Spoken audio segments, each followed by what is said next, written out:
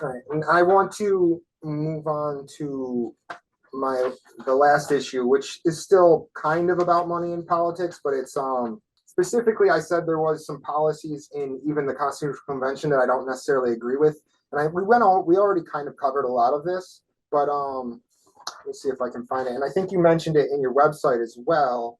It was established term limits and age limits for members of Congress and the Supreme Court of the United States. I don't think term limits do anything to address the problem with our system because the problem is corruption.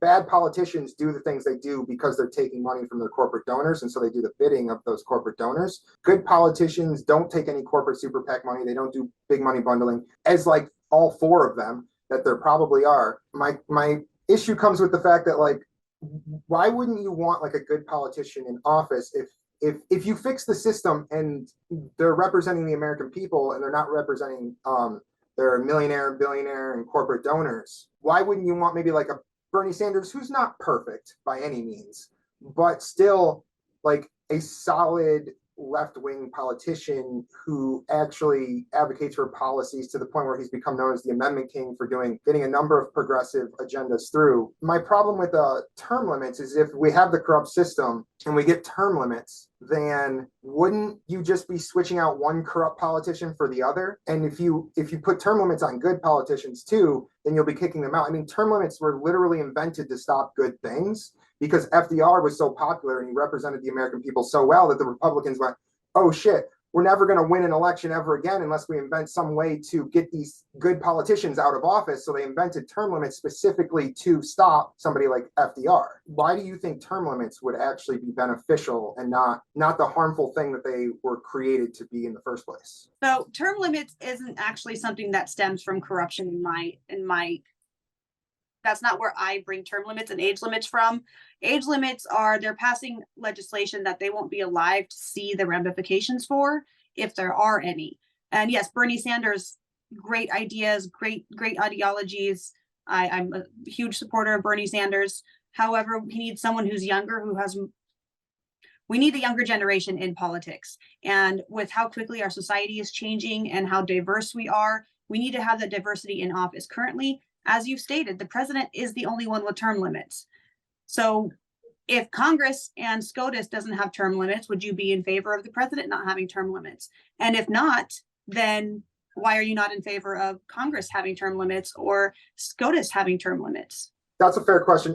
The problem with the Supreme Court is that they're unelected officials. I think that, and look, you're right. The president has term limits, and look how Noam Chomsky has said, if the Nuremberg laws were upheld, every post-World War II president would be hanged. Now, I don't believe in the death penalty, but that just goes to show the terribleness, the terrible policies and the corruption of these presidents that we've had time and time again. Despite the term limits, you still get terrible politician after terrible politician. And we were talking about Bernie Sanders. I mean, your age limit would kind of kick him out of office, would it not? And the term limits would have him out of office by now. The corruption is why the bad politicians do the bad things. And when you look at politicians, the very few of them that don't take any corporate super PAC money, they don't do any big money bundling, like Bernie Sanders, who take small individual donations, they're the ones that actually get the good things done. So I think the evidence shows that it's not really the term limits or the age limits, but the corruption. I can agree with that. That it's not the term limits or the age limits. The corruption is what's having the difficulty in our government right now. The term limits for me was about representation. If you're not for term limits for Congress, then what's the point? As you stated, term limits for president. Despite the term limits, we still have bad presidents like Donald Trump. And if we didn't have term limits, we could have ended up being stuck with someone like him. Right now, we could end up being stuck with someone like DeSantis. Because honestly, DeSantis, I don't think he's in it for the money. He seems to be like someone who just likes power. Well, you wouldn't be stuck. Oh, go ahead. Okay, I'm sorry. Go ahead. Finish. No matter who's lining his pockets. So there's no guarantee that they will leave office just because there's no money behind their reelection campaign. There's a lot of people in Florida who do support DeSantis. There's a lot of people who don't. It's just a matter of who likes the power enough to give up the money to stay in power.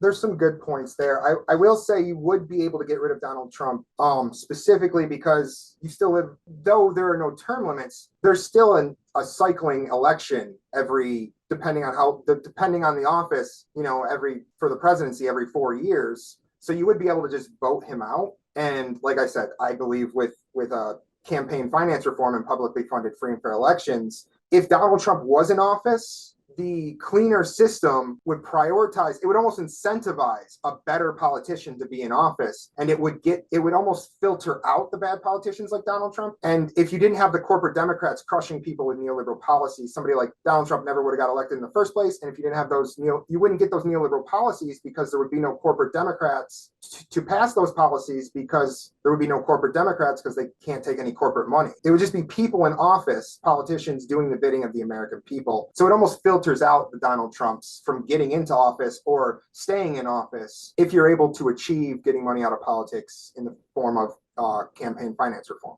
But I do agree. Like I said, it comes down to, I don't think it's a bad thing if younger people are in office. I think that's great. You get newer ideas and stuff like that. There's still a large diversity of ideas that come with different generations and stuff. So I do agree with some of your points there. But I just, like I said, I lean more towards the priority of getting money out of politics.